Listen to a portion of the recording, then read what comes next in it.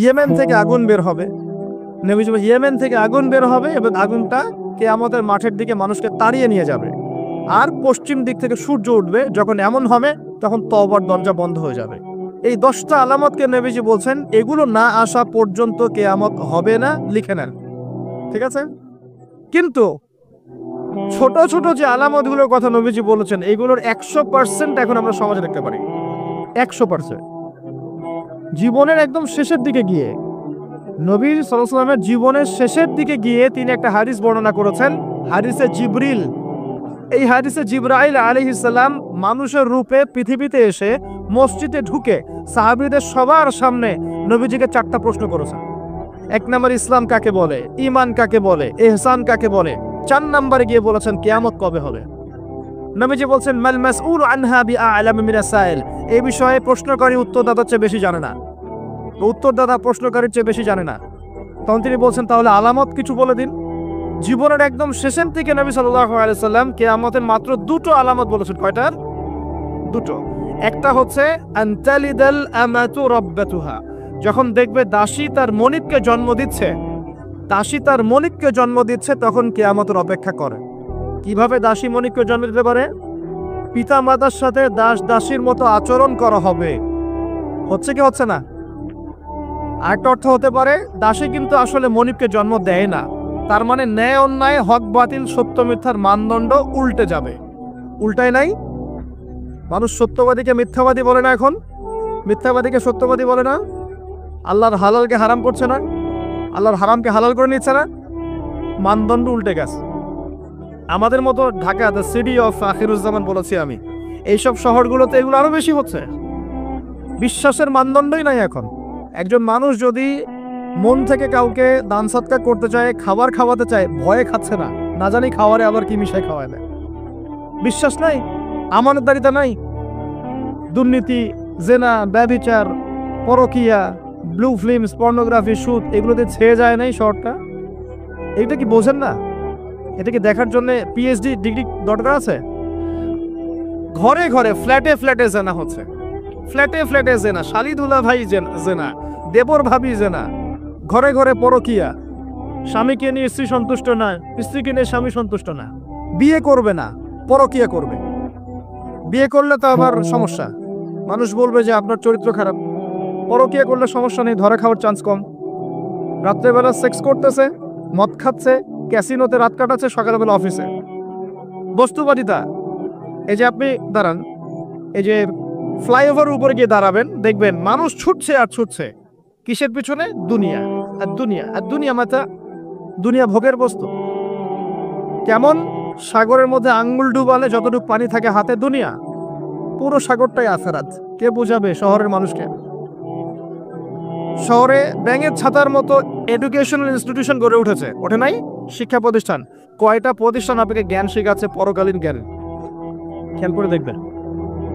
Mills and industries and factories গড়ে উঠছে, আলহামদুলিল্লাহ গড়ে উঠুক, কিন্তু খেয়াল করে দেখবেন সেখানে হারাম রিজিকের একটা ব্যাপক সয়লাভ হচ্ছে না? প্রতারণা দিয়ে, দুর্নীতি দিয়ে, সুদ দিয়ে, ঘুষ দিয়ে, জেনা দিয়ে, ব্যভিচার দিয়ে শহরটা ছেয়ে যাচ্ছে নাকি? ছেয়ে গেছে অনেক আগে, আপনি বুঝতে পারছেন না। জেনা তো একটা ট্রেন্ড। এই যে আমাদের কিশোর কিশোরী যারা আছে, এরা ফ্রি মিক্সিংটাকে হারামও মনে করে না। প্রেমিক প্রেমিকার প্রেম করা, জেনা করা, এটাকে হারামও মনে করে না। তারা মনে করে এটা অ্যাফেয়ার করা যায়। এই যুগটার কথাই নবীজি বলছেন সাল্লাল্লাহু আলাইহি ওয়াসাল্লাম। তিনি বলছেন একটা সময় আমার উম্মতের একটা অংশ, সবাই নয়, একটা অংশ মাদক দ্রব্যকে হালাল মনে করবে এবং মাদককে অন্য নাম দিয়ে খাবে। মাদক দ্রব্য নিয়ন্ত্রণ অধিদপ্তর হিমশিম খেয়ে যাচ্ছে মাদক দ্রব্য এই যে বিস্তারটাকে রোধ করতে। কত টাকা পয়সা প্রজেক্ট দেয়া হচ্ছে দেখবেন, কিন্তু মাদক বাড়ছে। কে খাচ্ছে? মুসলিমরা খাচ্ছে, মুসলিম যুবক খাচ্ছে। আর একটু ধনীর দুলাল হতে কোনো কথাই নাই। বিভিন্ন জায়গায় মাদক দ্রব্যের আড্ডাখানায় বসে রাত কাটাচ্ছে না? আপনাদের এখানে স্পা সেন্টারগুলো যেগুলো আছে, এগুলোর মধ্যেও দেখবেন জেনা হচ্ছে, জেনা হয়। এগুলো রিপোর্ট দেখবেন, পেপার পত্রিকা পড়েন। 92% ইয়াং, এখন ইউথ জেনারেশন, এরা পর্নোগ্রাফি দেখে এবং জেনার সাথে সম্পৃক্ততা প্রদর্শন করছে। ছোট ছোট বাচ্চা কাচ্চাই ক্লাস 8, 9, 10 পার হয় নাই, দেখবেন ওই সেক্সুয়াল সম্পর্ক করা শেষ অলরেডি। আপনি মনে করছেন যে আপনার ছেলেটা ছোট, মেয়েটা ছোট, অলরেডি 4-5 ঘাটের পানি খেয়ে চলে আসছে এরা। অবস্থা ভালো না, কিন্তু অবস্থাটা কিন্তু ভালো না, নৈতিকতার অবক্ষয় হয়েছে কিন্তু। আর আমরা দেখেও না দেখার ভান করছি, শুনো না শোনার ভান করছি। ছোট ছেলে ছোট মেয়ে কি হবে? তো এগুলো যখন ছড়িয়ে যাবে, নবীজি বলছেন ইদা কাসরাতুল খাবাস, যখন এরকম অশ্লীলতা ছড়িয়ে পড়বে, তখন ওই ভালো মন্দ আলেম জালেম সবাইকে আল্লাহ পাক ধ্বংস করবে। আল্লাহ পাক হেফাজত করে না।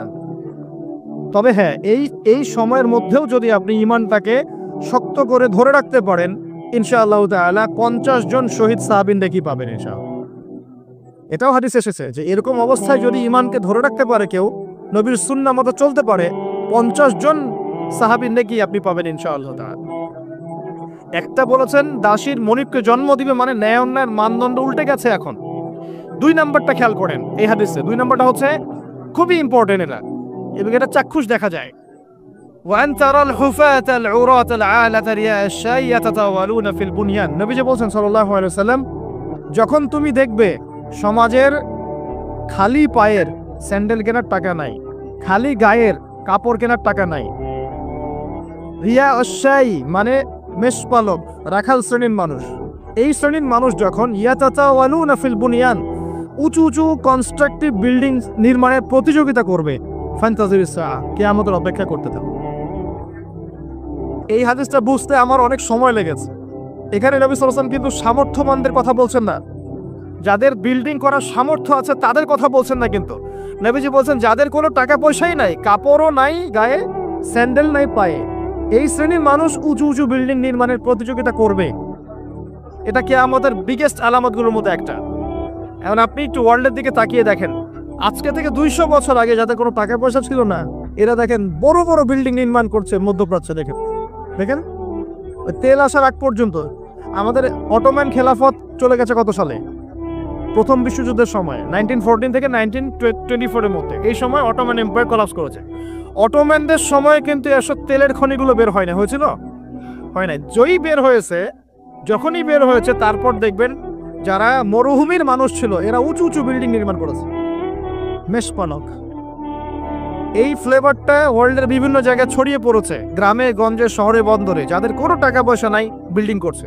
আর আমার প্রশ্ন করেন কিভাবে সম্ভব? তিন ভাবে সম্ভব। 1, যদি আপনার কাছে আল্লাহর কোনো গুপ্তধন চলে আসে সম্ভব। 2, যদি আপনি জোর জবস্তি করে অন্যের সম্পদ আত্মসাৎ করেন তাহলে সম্ভব। 3, সবচেয়ে বিগেস্ট কারণ, মেজর কারণ, সেটা হলো রিবা বা সুদের মধ্য দিয়ে সম্ভব। এটাই হচ্ছে মোস্ট ইম্পর্টেন্ট কারণ। তো দেখেন জীবনের শেষের দিকে গিয়ে নবী সাল্লাল্লাহু আলাইহি ওয়াসাল্লাম এখানে কিয়ামতের 2টো আলামত বলেছেন, তার মধ্যে বিল্ডিংস গুলো একটা। এখন আপনি যখন ঢাকা এয়ারপোর্ট থেকে ফ্লাই করবেন আপনি বুঝতে পারবেন কেন আমি বলেছি ঢাকা দ্য সিটি অফ আখিরুজ জামান। বুঝতে পারবেন এখানে বাক্সে বাক্সে জীবন বন্দী হয়ে গেছে, প্রতিবেশীর খোঁজ নেওয়ার মানুষ নাই, পাশের ফ্ল্যাটে কাউকে জবাই করে দিলে কেউ দেখতে যাবে না, প্রতারণা এভরিহোয়ার, প্রতারণা, চিটিংস চলছে। এবং কেউ যদি সৎ থাকতে চায় তার জন্য এই শহরের টাকা খুব ডিফিকাল্ট। তাই দেখা যায় অনেক সময় ধার্মিকরাও অনেক সময়, ধার্মিকদের একটা অংশ, সবার কথা বলছে না, ধার্মিকদের একটা অংশ ধর্মকে পুঁজি করেও এই শহরে চলার রাস্তা বের করে ফেলেছে। করে নাই? করছে। তো প্রিয় ভাইরা, তারপরেও সুসংবাদ কি? এরকম পরিবেশে থেকেও যদি আমরা কোরআন এবং সুন্নাহর উপর টিকে থাকতে পারি, আর টিকে থাকতে হলে মধ্যমপন্থী হলেই হয়, শৈথিলতাবাদী হবেন না, চরমপন্থী হবেন না, মাঝামাঝি থাকলেই হবে ইনশাআল্লাহ। আপনি 50 জন শহীদ সাহাবীর নেকি পাবেন ইনশাআল্লাহ। প্রিয় ভাইরা, কোরআন পড়ুন। আমি কোরআনে একটা সূরাকে কেন্দ্র করে এদিকে এসেছি, এবার আমি এখান থেকে নিয়ে আলোচনা শেষ করব, একটু মনোযোগ দিবেন, খালি খেয়াল করবেন। নবী সাল্লাল্লাহু আলাইহি ওয়াসাল্লাম বলছেন সবচেয়ে বড় ফিতনার নাম কি কিয়ামতের আগে? বলেন, মাসিহুদ দাজ্জাল। এবার আসেন, নবীজি বলছেন সাল্লাল্লাহু আলাইহি ওয়াসাল্লাম, এই সবচেয়ে বড় ফিতনা থেকে সে ব্যক্তি বেঁচে থাকবে যে ব্যক্তি সূরা কাহাফের প্রথম 10টা আয়াত মুখস্থ করবেন। পড়েছেন কখনো? সূরা কাহাফের প্রথম 10টা আয়াত কখনো পড়ে দেখেছেন কি? সুবহানাল্লাহ। কিভাবে মাসিহুদ দাজ্জালের ফিতনা থেকে বাঁচবেন? আমি বুঝাই, এক কথায় বুঝাই, পৃথিবীতে এখন যত ফিতনা আপনি দেখছেন, ছোট বড় মাঝারি যত ফিতনা দেখছেন, এগুলোকে একসাথে করেন। এই যে হত্যা, রাহাজানি, জেনা, ব্যভিচার, চুরি, ডাকাতি, হাবিজাবি যা যা দেখছেন, সবগুলোকে একত্রিত করলেও দাজ্জালের ফিতনা সমান হবে না। এটা দাজ্জালের ফিতনা। ইমানদার ব্যক্তি ওকে দেখে বিভ্রান্ত হয়ে যাবে, সে নিজেকে খোদা বলে দাবি করবে, সে রূপক অর্থে হাতে জান্নাত জাহান্নাম নিয়ে ঘুরবে। যে তার অনুসরণ করবে তাকে সে প্রোগ্রেস দিবে, মানে জান্নাত। যে তার আনুগত্য করবে না তাকে সে একদম ধ্বংস করে ছাড়বে, জাহান্নাম। সে আকাশকে আদেশ করলে বৃষ্টিপাত হবে, আকাশ নিয়ন্ত্রণ করবে। সে এই পৃথিবীতে 40 দিন থাকবে। কতদিন?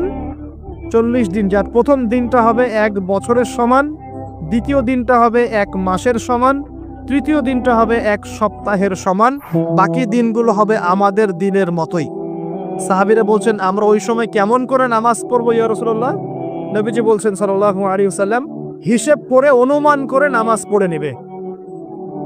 এখন আল্লাহ পাক চাইলে কি, আল্লাহ পাক যদি চান, রাত এখন বাজে 11:10, আল্লাহ যদি চান যে পৃথিবী আর ঘুরবে না, আপনি কি দিন আনতে পারবেন?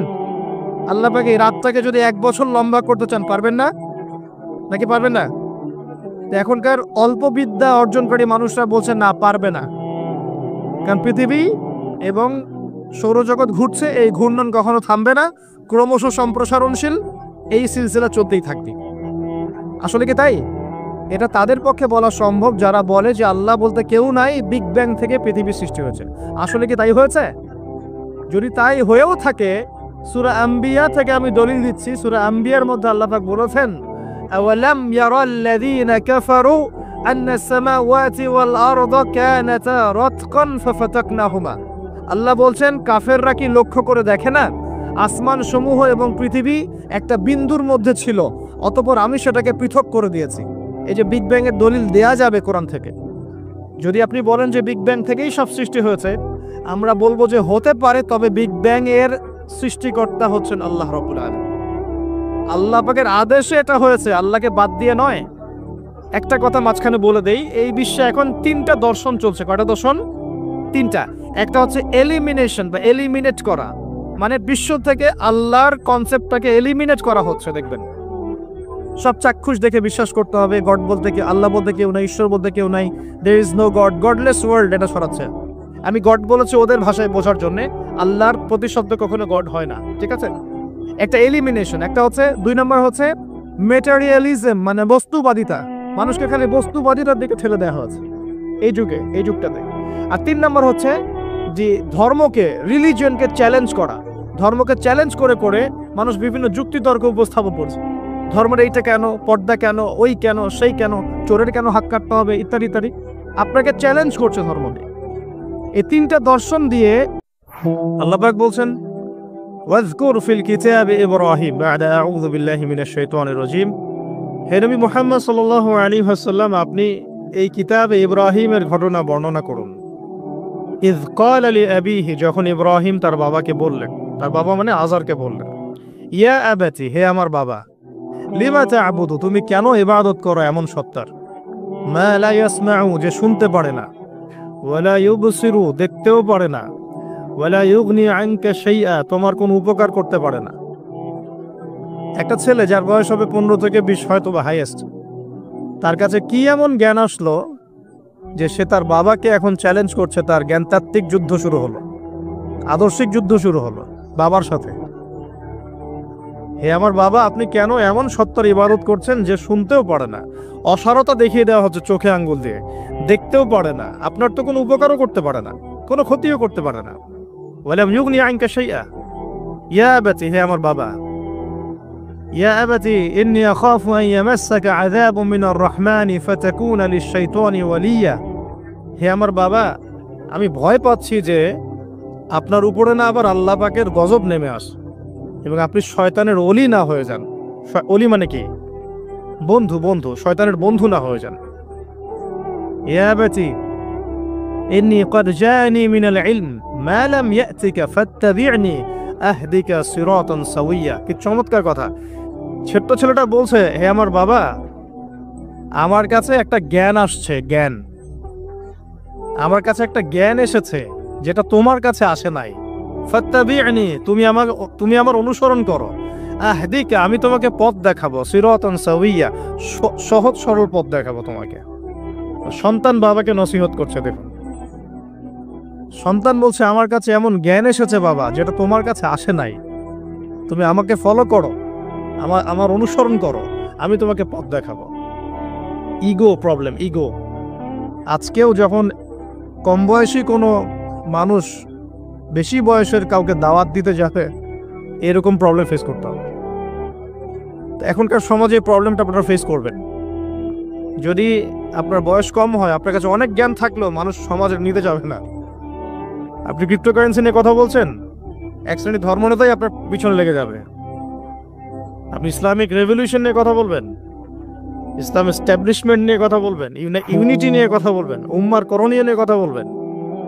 আপনি এই বয়সে, এত ছোট বয়সে আপনি উম্মার প্রবলেমসগুলো ফাইন্ড আউট করে সেগুলো সলিউশন নিয়ে কথা বলবেন, এত বড় সাহস আপনার? এটাই প্রবলেম।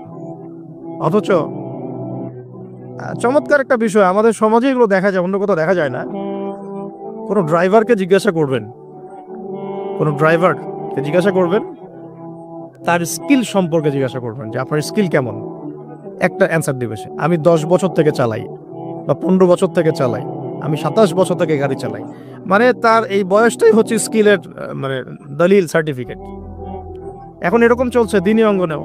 আমি 20 বছর থেকে ফতোয়া দিই, আমি 32 বছর থেকে ওয়াজ করি, আমি এই করি, আমি সেই করি। এই যে জাহির করা, আল্লামা তাকি উসমানী দায়ামাত বরাকাতু এবং তার যারা ছাত্ররা আছেন সারা উপমহাদেশে, স্পেশালি বাংলাদেশে, তাদের অনেকের সাথে আমি দেখা করেছি। তার একটা নসিহত সবাই কমন ভাবে করেন, দেখি নসিহতটা করেন যে কখনো নিজেকে জাহির করবা না, কখনো নিজেকে জাহির করবা না, তাহলে আল্লাহ তোমার এলেম কেড়ে নিবে।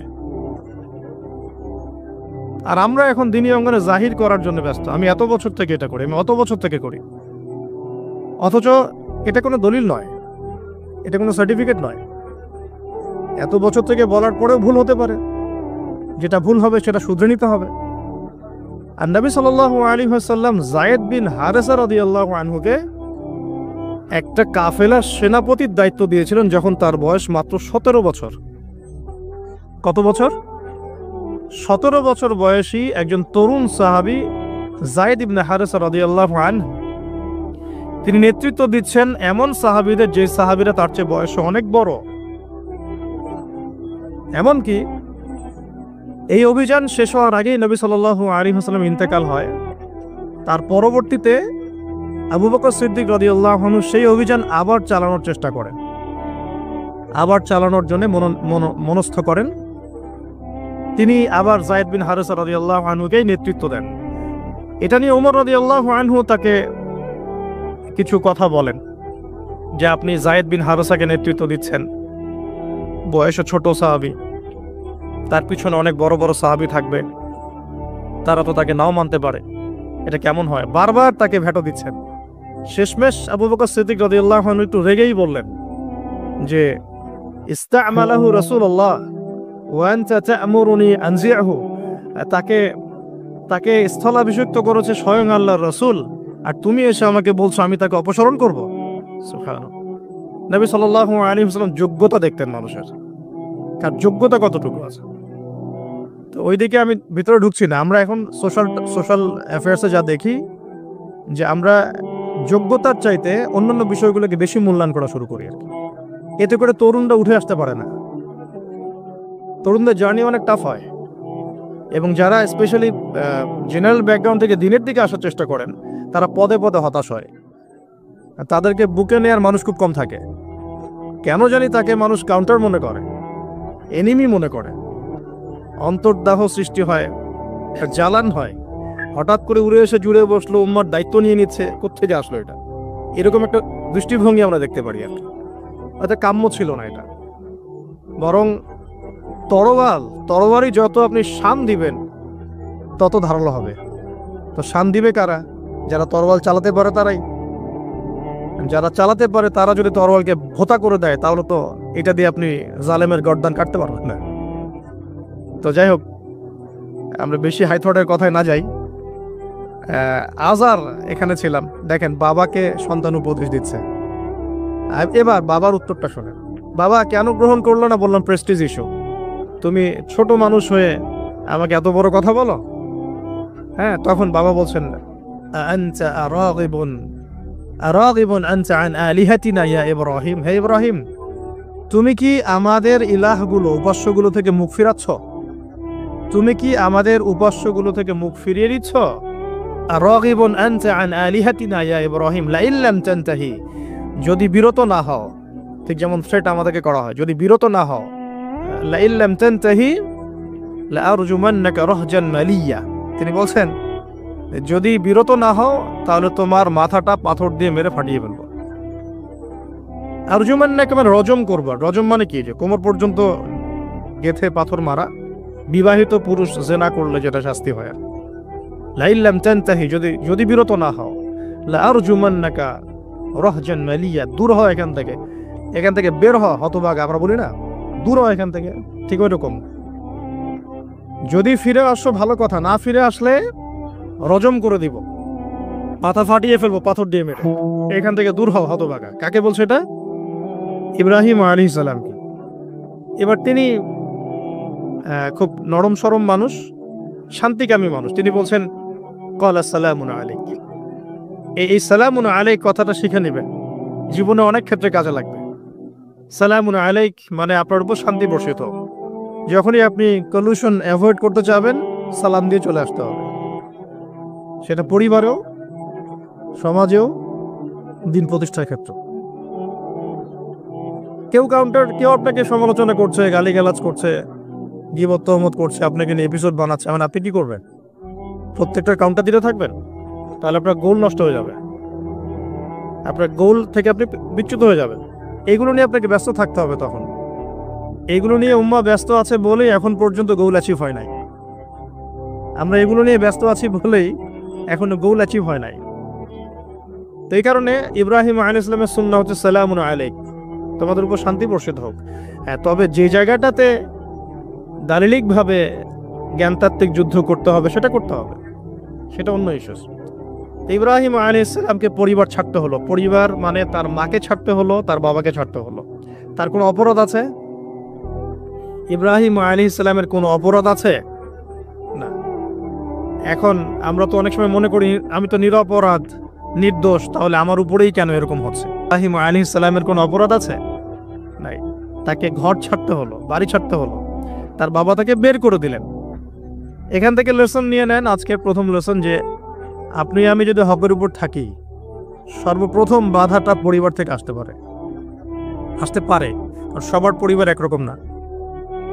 এখনকার মেজরিটি সংখ্যক পরিবারগুলোই জাহেল, একদম জাহেল, বস্তুবাদী, জানোয়ারের মতো। মানে খাও দাও, সেক্সুয়াল সম্পর্ক, বিয়ে শাদী, সন্তান, এর বাইরে কিচ্ছু চিন্তা করতে পারে না। দুনিয়া আর দুনিয়া, এর বাইরে কিচ্ছু চিন্তা করতে পারে না। ইল্লা মাশাআল্লাহ কিছু পরিবার আছে এর বাইরে, তাদের কথা আলাদা। সবাই তো আর ছোটবেলা থেকে আধ্যাত্মিক পরিবার পায় নাই, দিনই পরিবার পান নাই। আর এটার পরিমাণ দিন দিন কমেই আসছে। ম্যাক্সিমাম পরিবার এখন জাহান্নামের টুকরা আর কি। আল্লাহ পাক পরিবারকে বলেছেন জাহান্নাম থেকে বাঁচাও, কু আনফুসাকুম ওয়া আহলিকুম নারা। এখন ওই পরিবারই হয়ে গেছে জাহান্নামের টুকরা। আপনি দিনের পথে চলতে চাইলে প্রথম হোঁচটটা পরিবার থেকে খেতে পারেন। এটা ইব্রাহিম আলাইহিস সালামের জীবনেও যেমন হয়েছে, মুহাম্মদ সাল্লাল্লাহু আলাইহি ওয়াসাল্লাম জীবনে হয়েছে। যে মিলাচ্ছিলাম কিভাবে, তার ক্ষেত্রেও সেম। চাচারা শত্রু না? চাচারা শত্রু, আশপাশের মানুষ শত্রু। চাচা এসে বাড়ির সামনে খড়কুটা ফেলে দিয়ে যায়, চাচি এসে ময়লা আবর্জনা ফেলে দিয়ে যায়, কেউ গালি দেয়, কত সমস্যা। যখন নিজের মানুষ তো আপনার এগেনস্টে চলে যায়, তখন মনটা ভেঙে যাবে স্বাভাবিক। কারণ নিজের মানুষটা সারা দুনিয়া যদি আপনার বিপক্ষেও থাকে, কাছের কিছু মানুষ আপনার পক্ষে থাকে, তখন আপনি বাসাতে অ্যাটলিস্ট সিংহ, তখন বাসা থেকে এনার্জি নিয়ে বাইরে যুদ্ধ করতে পারবেন।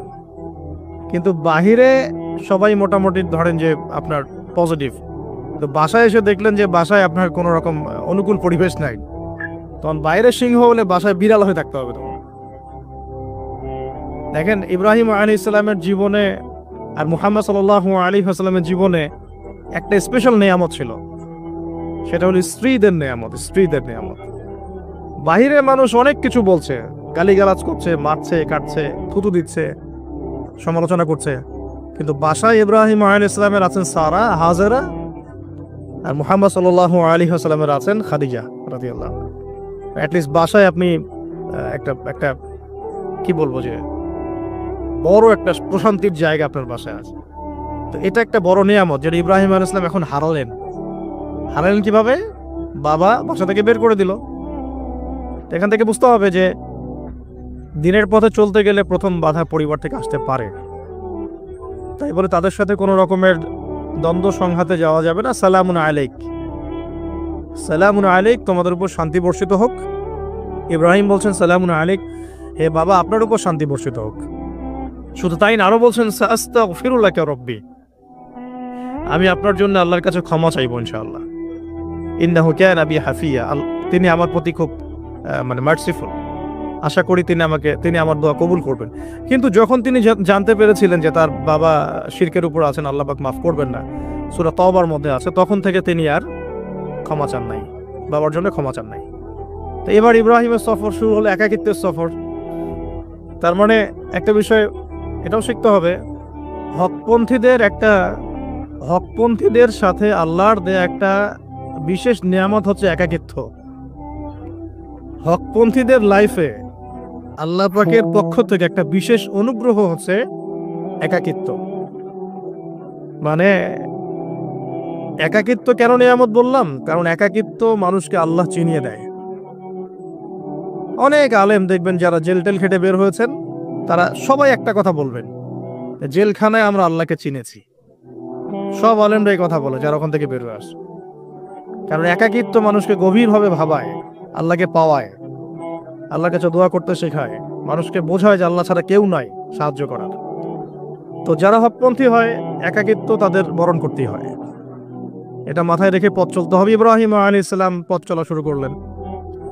এবার কি হলো? তিনি কি বাসা থেকে বের হয়ে সেই এলাকা, ওই নমরুদের দেশ ছেড়ে চলে গিয়েছিলেন? উত্তর না। প্রথমে তিনি চলে যান নাই, প্রথমে তিনি ওই সমাজেই থেকেছেন, থেকে দাওয়াত দেওয়ার চেষ্টা করেছেন। তিনি ওই সমাজেই থেকেছেন, থেকে দাওয়াত দেওয়ার চেষ্টা করেন, ঠিক মুহাম্মদ সাল্লাল্লাহু আলাইহি ওয়াসাল্লামের মতো। সমাজের মানুষ যখন নির্যাতন নিপীড়ন করছেন, তিনি কি শুরুতেই সমাজ ছেড়ে বের হয়ে চলে গেছেন? না, 13 বছর দাওয়াত দিয়েছেন। কত বছর? 13 বছর। তো ইব্রাহিম আলাইহিস সালাম সমাজের মানুষকে দাওয়াত দেন। কিভাবে দেন? কোরআনে এভাবে ভাষা আসছে। আমি সূরাগুলোর নাম বলে দিই, আপনারা একটু চেক করে নিন। সূরা আম্বিয়ার মধ্যে আসছে, সূরা সফফাতের মধ্যে আসছে, সূরা আনআমের মধ্যে আসছে। তো তিনি দাওয়াত দেন এভাবে যে ওয়াইজ ক্বালা ইব্রাহিম, যখন ইব্রাহিম বললেন লিআবিহি ওয়া কওমিহি, তার বাবাকে এবং তার কওমকে বললেন, মা হাযিহি তামাসিলু আল্লাতী আনতুম লাহা আকিফুন, তোমরা এইসব কি মূর্তির উপাসনা করো, এদের চারপাশে ঘুরতে থাকো, কি সব করো? তো তারা বলে যে নাহনু বাল ওয়াজাদনা আবাআনা কাযালিকা ইয়াফআলুন, আমরা আমাদের বাপ দাদাদেরকে দেখেছি এইভাবেই করতে। তাদের রেফারেন্স কিন্তু এটাই ছিল। কোনো দালিলিক জ্ঞানতাত্ত্বিক যুক্তি বিজ্ঞান দর্শন এখানে নাই। এখানে কি ফিলোসফিটা কি? বাপ দাদাদেরকে দেখেছি করছে।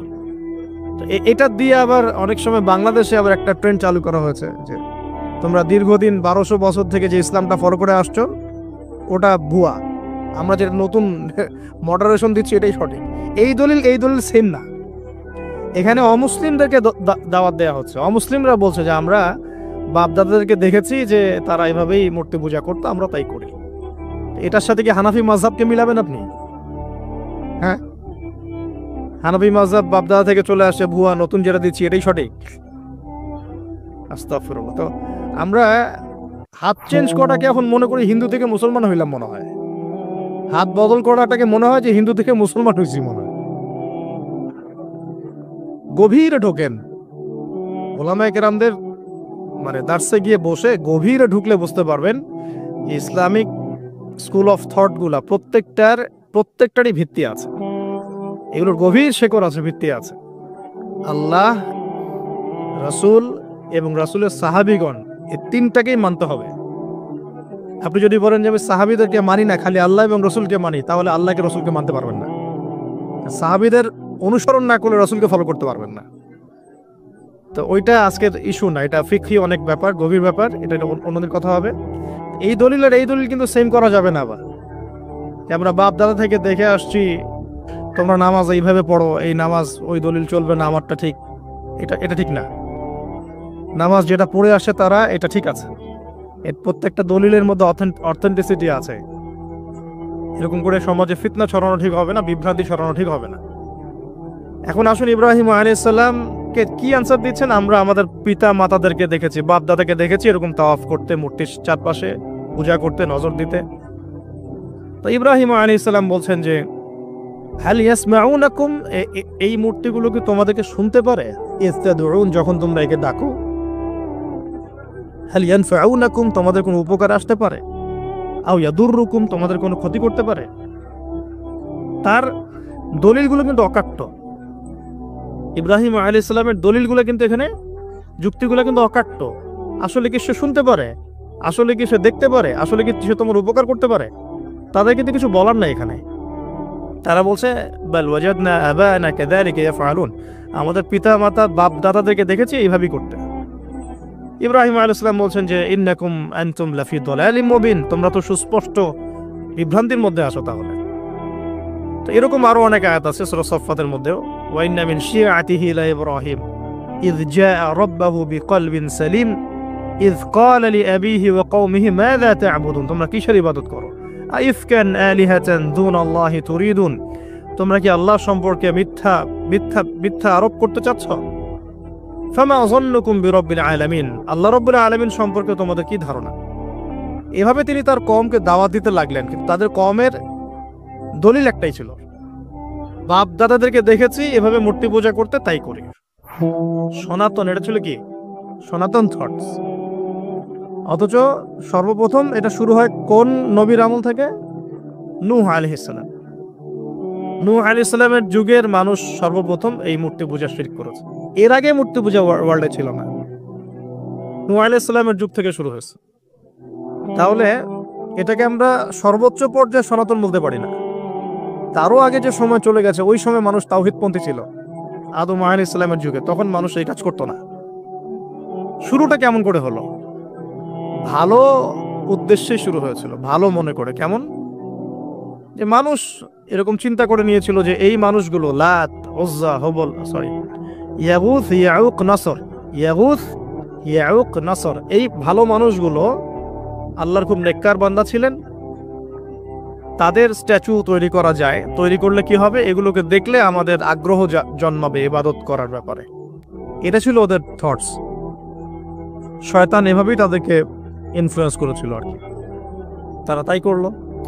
এই জেনারেশনটা যখন মারা গেল, পরের জেনারেশন যখন আসলো, তখন শয়তান ওদেরকে বোঝালো, ধরেন 100-200 বছর পরে বোঝালো যে ওরা খুব ভালো মানুষ ছিল, ওদের মূর্তিকে মসজিদের বাইরে না রেখে ভিতরে ঢুকিয়ে ফেলো, তাদেরকে সিজদা করতে হবে না, ভিতরে ঢুকিয়ে ফেলো, ইবাদতে মনোযোগ আসবে। পরের জেনারেশন এই কাজটাই করলো। থার্ড জেনারেশনকে শয়তান বোঝালো যে সরাসরি ওদের কাছে চাইলেই হবে, তারা আল্লাহ পাকের অনেক মানে কি আনুগত্য প্রাপ্ত, নৈকট্য প্রাপ্ত বান্দা, সরাসরি তাদের কাছে চাইলেই হবে। আল্লাহর কাছে চাওয়া এখানে চাওয়া একই কথা, ওখানে সিজদা করা এখানে সিজদা করা একই কথা। এখান থেকে শুরু হলো সরাসরি স্ট্যাচু ওয়ার্শিপ। সরাসরি স্ট্যাচু ওয়ার্শিপিং এখান থেকে শুরু হয়েছে। তো আমরা আমাদের হিন্দু ভাই বোন যারা আছেন, আমাদের আশপাশে অমুসলিম ভাই বোন, তাদের প্রতি সম্মান রেখেই এই হিস্ট্রিগুলো পড়তে বলবো আর কি, এবং যুক্তি দর্শনগুলো খুঁজতে বলবো। আসলে কি তারা শুনতে পায়? আসলে কি সে আমার কোনো উপকার করতে পারে? আসলে কি সে আমার কোনো ক্ষতি করতে পারে? আসলে কি সে সৃষ্টিকর্তার প্রতিমূর্তি হতে পারে কিনা? তো আমরা এটা আহ্বান জানাবো, আমরা কারো ধর্মীয় অনুভূতিতে আঘাত করব না। ইসলাম আমাদেরকে এটা শেখায় না। ইসলাম এটা শেখায় যে মানুষকে হিকমার সাথে, প্রজ্ঞার সাথে দাওয়াত দেয়া, যাতে করে তারা জাহান্নামের রাস্তা থেকে ফিরে আসতে পারে ইনশাআল্লাহ। এখন আসুন, আরো একটা দাওয়াত ইব্রাহিম আলাইহিস সালাম তার কওমকে দিলেন। সেটা কি? এবার এখানে সমাজের মানুষের সাথে ওই সমাজের ধর্ম নেতারাও ছিল। সমাজে কিন্তু কয়েক শ্রেণীর মানুষ থাকে, মানে সামাজিক নেতা, ধর্মনেতা, রাষ্ট্রনেতা। তো রাষ্ট্রনেতা পর্যায়ে এখন ইব্রাহিম আলাইহিস সালাম যান নাই, এখন সমাজ নেতা আর ধর্মনেতা চলছে আর কি। এবার ধর্মনেতা আসলো, এসে ধর্মনেতারা তাকে বোঝানোর চেষ্টা করলো যে এই আসমানের তারা, চাঁদ, সূর্য, প্রকৃতি, গাছপালা, এগুলো ইলাহ, এগুলোর ইবাদত করা যায়। এই ঘটনা আল্লাহ রাব্বুল আলামিন সূরা আনআমের মধ্যে বলেছে। তো ইব্রাহিম আলাইহিস সালামকে তারা দেখাচ্ছে, এটা আরবীয় একটা কাব্যিক ভাষায় কোরআনে এসেছে, চমৎকার ভাষায়, যে ফালাম্মা জান্না আলাইহিল লাইল, যখন তার উপর রাত আচ্ছাদিত হলো, রাআ কাওকাবা, তখন ইব্রাহিম আলাইহিস সালাম কি দেখলেন? আকাশে তারা দেখলেন। ঠিক আছে, তারা মূর্তি পূজার এখানেই আছে, ধর্মনেতারাও এখানেই আছে। তো তিনি বলছেন হাযা রব্বি, এটা আমার রব। ফালাম্মা ফালা, যখন তারকাগুলো অস্তমিত হলো, ক্বালা লা উহিব্বুল আফিলিন, আমি তো অস্তমিত যাওয়া জিনিসকে পছন্দ করি না। রব তো অস্তমিত যাবে না, এখানেও যুক্তি লাগবে, তো আমার ফিলোসফি লাগবে, আমার এখানে দর্শন লাগবে, এখানে তো আমাকে মানে প্রজ্ঞা দিয়ে বোঝাতে হবে, এটা তো অস্তমিত হয়ে গেল, এটা তো রব হতে পারে না। ফালাম্মা রাআল কামারা বাযিগান, যখন সে চাঁদকে দেখলো জলজল করছে একদম। আর এখনকার চাঁদ দেখা আগের চাঁদ দেখা দেখ না, এখন তো আমরা চাঁদের আলোই খুঁজে পাই না, তখনকার চাঁদ তো অন্যরকম। বাযিগান মানে জলজল করছে। তখন তিনি বললেন হাযা রব্বি, এটা আমার রব। তখন ফালাম্মা ফালা, যখন এটাও অস্তমিত হয়ে গেল, তিনি বলছেন লাইল্লাম ইয়াহদিয়ানি রব্বি লাকুনান্না মিনাল কওমিদ দাল্লিন, আল্লাহ যদি আমাকে হেদায়েত না দেন তাহলে আমি এই দল্লিনদের অন্তর্ভুক্ত হয়ে যাব। ইব্রাহিম আলাইহিস সালাম বলছেন ফালাম্মা রাআ শামসা বাযিগাতান, যখন এবার সূর্যকে দেখলেন দিনের বেলা, এটা তো আরো বড়। হাযা রব্বি হাযা আকবার, এটা আমার রব, এটা সবচেয়ে বড়। হাযা আকবার, এটা সবচেয়ে বড়। ফালাম্মা ফালাত, এটা যখন অস্তমিত হয়ে গেল, তখন তিনি বলছেন এই কথাটা যে ইয়া কওমি ইন্নী বারিউম মিম্মা তুশরিকুন, হে আমার কওম, তোমরা যেগুলোকে দিয়ে আল্লাহর সাথে শরীক করছো, এখান থেকে আমি আমার চেহারাকে ফিরিয়ে নিলাম। সুবহানাল্লাহ। তখন তিনি এই কথাটা বলেন ইন্নী ওয়াজ্জাহতু ওয়াজহিয়া লিল্লাযী ফাতারাস সামাওয়াতি ওয়াল আরদা হানিফাও ওয়া মা আনা মিনাল মুশরিকিন, আমি আমার চেহারাকে ফিরিয়ে নিচ্ছি এই আসমান সমূহ এবং জমিনের সৃষ্টিকর্তার দিকে, এবং আমি মুশরিকদের অন্তর্ভুক্ত নই। ইন্না সলাতি ওয়া নুসুকি ওয়া মাহইয়ায়া ওয়া মামাতি লিল্লাহি রাব্বিল আলামিন, আমার সালাত, আমার কুরবানি, আমার স্যাক্রিফাইস, আমার জীবন, আমার ফুল লাইফ, আমার মৃত্যু সবকিছু কার জন্য? জগৎ সমূহের প্রতিপালক আল্লাহর জন্য। লা শারীকা লাহু, তার কোনো শরীক নাই।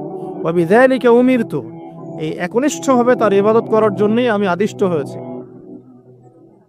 ওয়া বিযালিকা উমিরতু ওয়া আনা মিনাল মুসলিমিন, এবং আমি মুসলিমদের অন্তর্ভুক্ত। এই শুরু হলো এবার পুরো স্পষ্টভাবে তাওহীদের ঘোষণা দেয়া।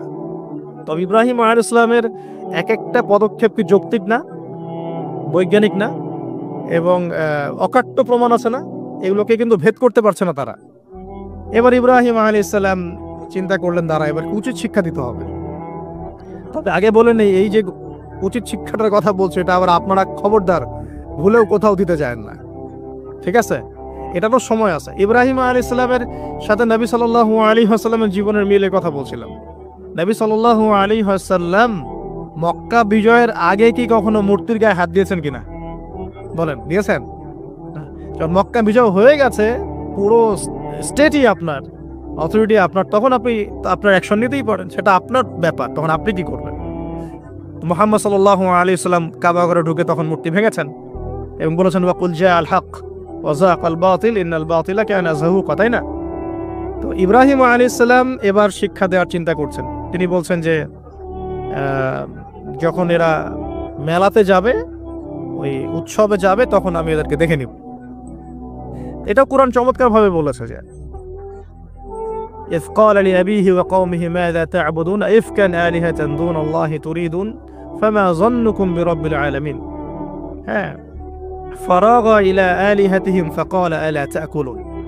ইব্রাহিম আলাইহিস সালাম এবার যখন ওরা মেলায় চলে গেছে, যাওয়ার আগে আবার ইব্রাহিম আলাইহিস সালাম বলছিলেন যে ইন্নী সাকিম, আমি হচ্ছি অসুস্থ। আমি কি অসুস্থ? নাযারা নাযরাতান ফিন নুজুম, ইব্রাহিম আলাইহিস সালাম রাতের বেলা আকাশের দিকে তাকালেন একবার, তাকিয়ে ওদেরকে বললেন যে ইন্নী সাকিম, আমি অসুস্থ। এটা কৌশল, আমি অসুস্থ, এটা কৌশল। এই কৌশল আবার সব জায়গায় ঘাটাতে যায় না আর কি। তো এবার যখন তারা চলে গেল, ফারাগা ইলা আলিহাতিহিম ফাকালা আলা তাকুলুন, এবার তিনি ওই মূর্তি গৃহ যেটা ওদের, ওখানে ঢুকে বলছেন যে আলা তাকুলুন, তোমাদের কি হলো, খাচ্ছ না কেন? কাদেরকে বলছে এই কথা? মূর্তি, খাচ্ছ না কেন? আলা তাকুলুন ফারাগা ইলা আলিহাতিহিম ফাকালা আলা তাকুলুন মা লাকুম লা তানতিকুন, কি হলো, কথা বলছো না কেন? মা লাকুম লা তানতিকুন, কি হলো, কথা বলছো না কেন? এবার ফারাগা আলাইহিম দরবান বিল ইয়ামিন, এবার ইয়ামিন মানে ডান হাত, ডানাতে যা পেয়েছিলেন আর কি, তা দিয়ে সবগুলাকে ভেঙে চুরমার করে ফেলছে। ব্যাস এবার ওরা যখন আসলো এসে বলছে যে আনতা ফাআলতা হাযা বিআলিহাতিনা ইয়া ইব্রাহিম, হে ইব্রাহিম তুমি কি আমাদের উপাস্যদের সাথে এই কাজ করেছো? ইব্রাহিম বলছেন লা, না, লা আসলে কোরআনে নাই, আমি নিজের মতো করে বললাম আরবি বলতে বলতে। বাল ফাআলাহু কাবীরুহুম হাযা, বরং এই বড়টা এই কাজ করছে, এর মধ্যে সবচেয়ে বড় যেটা আছে এই ব্যাটার কাছে, আমি করি নাই, আমি তো করি নাই। তখন ওরা তো এটা তো হতভম্ব হয়ে গেল, যে সে বলছে যে তুমি তো জানো, তুমি তো খুব ভালো করে জানো যে তারা কথা বলতে পারে না, নড়াচড়া করতে পারে না, কিছুই করতে পারে না। তখন তিনি বললেন তাহলে তোমরা কেন এমন ইলাহের উপাসনা করো যে কথাও বলতে পারে না, শুনতেও পারে না, দেখতেও পারে না, তোমার উপকারও করতে পারে না, ক্ষতিও করতে পারে না। কিন্তু এবারও কিন্তু যুক্তি নাই, কোনো তাদের কাছে কোনো দলিল নাই, কোনো প্রমাণ নাই, কোনো যুক্তি দর্শন কিচ্ছু নাই।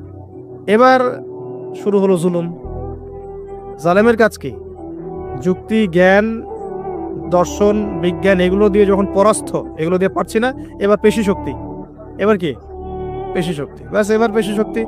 ইব্রাহিম আলাইহিস সালামকে নিয়ে যাওয়া হচ্ছে নমরুদের দরবারে। এবার চলো, এবার তোমার আজকে খবর আছে। এবার পুরো রিমান্ড হবে 7 দিনের। একদিন রিমান্ড হলেই অবস্থা খারাপ হয়ে যাওয়ার কথা। ইব্রাহিম আলাইহিস সালামকে এবার নিয়ে যাচ্ছে ধরেন নমরুদের কাছে। কি যে হবে আল্লাহ ভালো জানেন। ইব্রাহিম আলাইহিস সালাম যখন যাচ্ছেন তখন কি তিনি জানতেন যে আল্লাহ পাক তাকে আগুন থেকে বাঁচাবেন? এই ঘটনা যে ঘটবে তিনি কি জানতেন?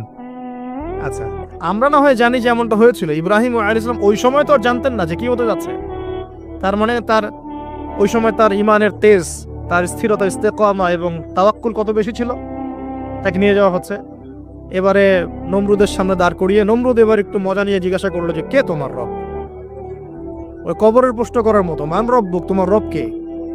তো ইব্রাহিম আলাইহিস সালাম বলছে রব্বি আল্লাযী ইউহয়ী ওয়া ইউমীত, আমার রব তিনি যিনি জীবন দেন মৃত্যুও দেন। এবার নমরুদ বলছে ক্বালা আনা উহয়ী ওয়া উমীত, আমি তো জীবন দিই আর মৃত্যু দেই। কিভাবে? একজন যাবজ্জীবন প্রাপ্ত আসামিকে ডেকে নিয়ে ছেড়ে দিল, দিয়ে বললো যে জীবন দিলাম। আর একজন আসামিকে ডেকে তৎক্ষণাৎ মৃত্যুদণ্ড, এই যে মৃত্যু দিলাম। তো ইব্রাহিম দেখলেন আলাইহিস সালাম এ তো মোটা বুদ্ধির মানুষ, কারণ যে যত বড় জালেম হয় তার বুদ্ধি তত মোটা হয়, কিন্তু এটা মাথা রাখবেন। ফেরাউনের মতো জুলুম মানুষের বুদ্ধি লোপ করে দেয়, আর শিরক মানুষের মধ্যে ভয় সঞ্চার করে। যখন আপনি শিরক করতে থাকবেন মনে খুব ভয় কাজ করবে। এবং মুশরিক বাহিনী কখনো ইসলামে বিজয় লাভ করতে পারে নাই। যে মুসলিম সেনাবাহিনীর মধ্যে শিরক ছিল না, ওরা যুদ্ধের মাঠে পরাজিত হয়ে গেছে। ইব্রাহিম আলাইহিস সালাম বলছেন যে আল্লাহ রাব্বুল আলামিন, আমার আল্লাহ তিনি পূর্ব দিক থেকে সূর্য ওঠান, তো তুমি যদি ইলাহ হয়ে থাকো তাহলে পশ্চিম দিক থেকে উঠাও। এটা আরো বড় অকাট্য দলিল হলো। তার অবস্থাটা আল্লাহ ব্যাখ্যা করছেন এভাবে, আল্লাহ বলছেন ফাবুহিতাল্লাযী কাফার, কাফের একদম হতভম্ব হয়ে গেল। একদম হতভম্ব হয়ে তো লাভ নাই, পেশি শক্তি আছে আমার। তোমার যুক্তি, বিজ্ঞান, দর্শন, থিওরির তো আমার দরকার নাই, তোমার দিনের জ্ঞানের এলিমেন্ট তোমার দরকার নাই, তোমার ওয়াজ নসিহতের আমার দরকার নাই। আমার কাছে কি আছে? পেশি শক্তি আছে, পিঠায় সব সিধা করে ফেলা হয় একেবারে। ব্যাস ইব্রাহিম আলাইহিস সালামের জন্য বলছে ফাল হাররিকুহু ওয়ানসুরু আলিহাতাকুম, একে জ্বালায় দাও, পুরায় দাও, একে জ্বালায় পুরায় দাও, তোমাদের ইলাহদেরকে সাহায্য করো। আল্লাহ পাক অন্য জায়গায় বলছেন যে ফাআরাদু বিহি কাইদান ফাজআলনাহুমুল আসফালিন, তারা ইব্রাহিম আলাইহিস সালামকে একটা বিশেষ বড় একটা কৌশল করলো। এই কৌশলটা কি ছিল? তাকে অগ্নিকুণ্ডের মধ্যে ফেলে দেওয়ার একটা চেষ্টা করলো, আগুন জ্বালিয়ে রাখলো। বলা হয় 40 দিন, এগুলো হিস্ট্রি বা তাফসীরুলতে আসছে, আমি just Quran text to the point বলছি। তো আগুন দাউ দাউ করে জ্বলতে লাগলো, ওই ব্যাবিলন ওখানকার সব মানুষ দেখছে বিষয়টা। তো ইব্রাহিম আলাইহিস সালামকে ফেলে দেওয়া হবে। দেখেন, যখন ফেলে দেওয়া হবে তখন কি ইব্রাহিম জানতেন যে তিনি আগুনে পুড়বেন না? তিনি তাহলে প্রস্তুত ছিলেন, তিনি তখন জীবন দেওয়ার জন্য প্রস্তুত ছিলেন। ঠিক আছে, এখন তাকে ফেলে দেওয়া হচ্ছে, ঠিক ওই সময়ে জিবরাইল আলাইহিস সালামের আগমন। সুবহানাল্লাহ। তিনি এসে বলছিলেন যে আমার কাছে কোনো হাজত আছে নাকি আপনার? তখনও ইব্রাহিম আলাইহিস সালাম বলেছেন আপনার কাছে আমার কোনো হাজত নাই। হাসবি আল্লাহ ওয়া নি'মাল ওয়াকিল, এই যে কথাটা আমরা বলি হাসবুনাল্লাহু ওয়া নি'মাল ওয়াকিল, হাসবি আল্লাহ ওয়া নি'মাল ওয়াকিল, ইব্রাহিম আলাইহিস সালাম বললেন আল্লাহই আমার জন্য যথেষ্ট এবং তিনিই আমার উত্তম কর্মবিধায়ক। এরকম মোমেন্টে বান্দা যখন আল্লাহকে এভাবে চাবে, আল্লাহ রাব্বুল আলামিন না এসে পারবেন? কখনোই পারবেন না ইনশাআল্লাহ তাআলা। তখন আল্লাহ রাব্বুল আলামিনের আদেশ চলে আসলো, ইয়া নার, হে আগুন, কুনি বারদান ওয়া সালামান আলা ইব্রাহিম, ইব্রাহিমের জন্য ঠান্ডা হয়ে যাও, শীতল ঠান্ডা হও, মানে খুব শীতল না, আবার আরামদায়ক শীতল ঠান্ডা হয়ে যাও। সুবহানাল্লাহ। এভাবে আল্লাহ রাব্বুল আলামিন ইব্রাহিম আলাইহিস সালামকে অগ্নি পরীক্ষা থেকে বাঁচালেন। ওখানে ইব্রাহিম আলাইহিস সালাম থাকলেন, কোনো ক্ষতি হলো না।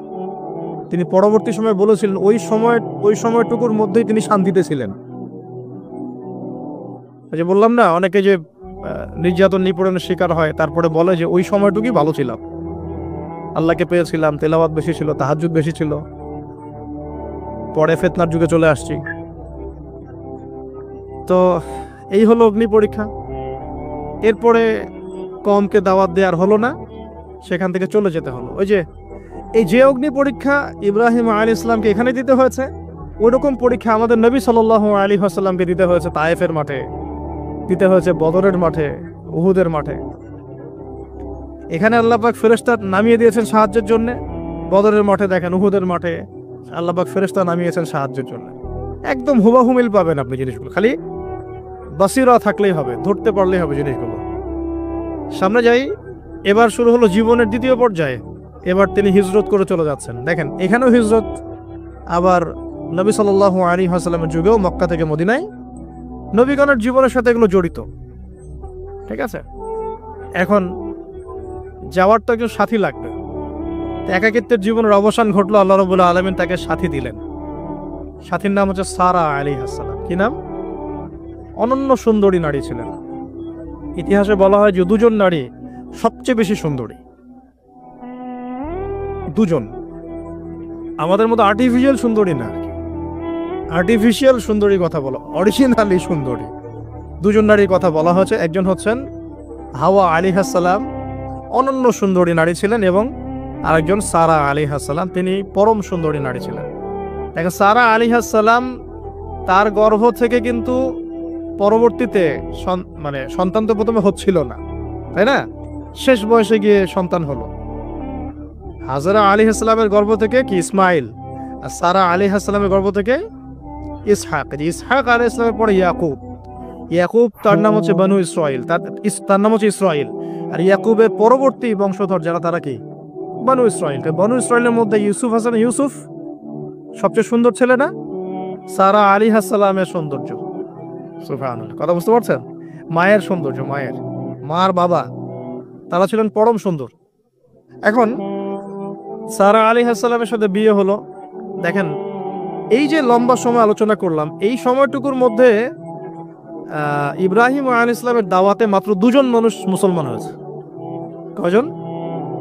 একজন হলো তার স্ত্রী সারা, আর একজন হচ্ছে তার ভাতিজা, তার নাম লুত। ভাতিজার নাম কি? লুত। পরবর্তীতে তিনিও নবী হয়েছিলেন, এবং তাকে সাদুম গোত্রের কাছে পাঠানো হয়েছিল। কোন পাপের কারণে? হোমোসেক্সুয়ালিটি, সমকামিতা, যেটা এখন ওই যে বিজ্ঞাপন দিয়ে প্রচার করা হয়। এবং ঢাকা শহরে যদি একটা শুমারি করা হয়, দেখবেন এদের সংখ্যা কম হবে না। ঢাকা শহরে যাকে শুমারি করা হয়, দেখবেন এদের সংখ্যা কম হবে না। এখন যদি ভূমিকম্প আসে, আমরা কি লা ইলাহা ইল্লাল্লাহ বলবো? বলেন তো, আমরা তো ডেকে নিয়ে আসতেছি ভূমিকম্প, আমরা ডেকে নিয়ে আসতেছি যে আল্লাহ পাক বলছেন এগুলো করো না, গজব আসবে। আমরা করছি আর এটাকে ডেকে নিয়ে আসতেছি, আসো। আর এদিকে আমরা মানে রড সিমেন্টের অ্যাডভার্টাইজ করতেছি আর কি, যেগুলো দিয়ে বাড়ি বানালে কোনোদিন ভাঙবেও না, কাঁপবেও না। আমাদের চিন্তাগুলো কেমন হয়ে গেছে জানি। আল্লাহ পাক জেনা, ব্যভিচার, মাদক, পর্নোগ্রাফি, এই সমকামিতার এইসব পাপের কারণে এরকম গজবগুলো নাজিল করেন। শুধু ঢাকা কেন, এরকম বড় বড় মেগা সিটিজ যেগুলো আছে, এগুলোতে এখন এটার অধিকার তারা চাচ্ছে, আন্দোলন করে অধিকার চাচ্ছে। আপনার রেইনবো ফ্ল্যাগ দেখবেন, রংধনু ফ্ল্যাগ। রংধনু ফ্ল্যাগ মানে সমকামিতা। অ্যাডভার্টাইজ দিয়ে দিয়ে, পোস্ট দিয়ে দিয়ে এখন মানুষ, আগে যেমন মেয়েরা বাসায় গিয়ে গিয়ে কিছু সার্ভিস দিত না, মানে খারাপ সার্ভিসের কথা বলছি আর কি, এখন এভাবে ছেলে ছেলেকে সার্ভিস দেওয়ার জন্য ডাকতেছে। এটা কোনো গাল গল্প করছি না, এটা বাস্তবতা। যদি আমাকে বলেন যে আপনি চোখের সামনে প্রমাণ দেন, আমি দিতে পারবো না। যদি আপনি আমাকে 1 মাসের জন্য অথরিটি দেন ঢাকা শহরে, তাহলে দিতে পারবো উইদিন 1 মাসের মধ্যে। এখন যদি আমাকে বলেন আমার চোখের সামনে এনে দেন, আমি দিতে পারবো না। তো আমি তাত্ত্বিকভাবে পড়ে অনলাইনে দেখছি। যদি বলেন যে 1 মাসের অথরিটি আপনাকে দিলাম, খুঁজে বের করে দেন, 7 দিন লাগবে না ইনশাআল্লাহ। তো কথা হচ্ছে এইটাই, যে এই যে সাদুম গোত্রের কাছে পাঠানো হচ্ছে লূত আলাইহিস সালামকে সমকামিতার পাপের কারণে, পরবর্তীতে এই কওমটাকে ধ্বংস করা হয়েছে। আল্লাহ পাক এমনভাবে ধ্বংস করেছেন যেটা ইতিহাসে কখনো করেন নাই। তাদের পাখা দিয়ে আল্লাহ পাক মাটিকে উপরে তুলে আবার উল্টা দিকে দাফন করে দিয়েছেন, আকাশ থেকে পাথর বর্ষণ করেছেন। এখন এইটা যদি সারা বিশ্বে ছড়িয়ে পড়ে, তাহলে ওই রকম শাস্তি আবার আসবে না? স্বাভাবিক না? এটা আসতে পারে। আর এটার মূল কেন্দ্র হচ্ছে পশ্চিমা সভ্যতা। এখান থেকে সারা দুনিয়া ছড়িয়ে পড়তেছে। বাংলাদেশের মতো মুসলিম কান্ট্রিতেও দিন দিন সমকামিতা বাড়ছে। আমাদের বোনদের, আমাদের ভাইদের, গার্ডিয়ানদের অনেক বেশি সচেতন থাকা দরকার। কোনো কোনো ক্ষেত্রে মাদ্রাসার মধ্যেও দেখা গেছে এগুলো, হিপসখানাতেও দেখা গেছে এগুলো। পর্নোগ্রাফির কারণে এগুলো হচ্ছে। পর্নোগ্রাফির কারণে মানুষের রুচি বিকৃত হচ্ছে, এবং সে নারী পুরুষ, গরু ছাগল, হাঁস মুরগি কোনো কিছুর তোয়াক্কা করছে না। কয়েকদিন পরে এটাও যদি দেখেন অবাক হবেন না যে মানুষ পশু পাখির সাথে জেনা করতেছে। এটাও যদি দেখেন, আমি অ্যাটলিস্ট অবাক হব না। ধাপ ছিল একটা, প্রথমে মানুষ কি করতো? অবৈধ প্রেম করতো, এই সম্পর্কে জেনা করতো, পরে পরকীয়া শুরু করলো, তারপরে এখন সমকামিতা শুরু হলো। সমকামিতার পরে এখন চাইল্ড অ্যাবিউজিং শুরু হয়েছে, বাচ্চা কাচ্চাদেরকে রেপ করা হচ্ছে, ছোট ছোট মেয়েদেরকে, ছোট ছোট বাচ্চাদেরকে, ইভেন ছোট ছোট ছেলেদেরকেও। এরপরে যদি গবাদি পশুর সাথে জেনা করতে দেখেন, অবাক হওয়ার কিছু নেই, কিচ্ছু নেই অবাক হওয়ার। এখন বলেন আমরা শাস্তির দ্বার প্রান্তে আছি না?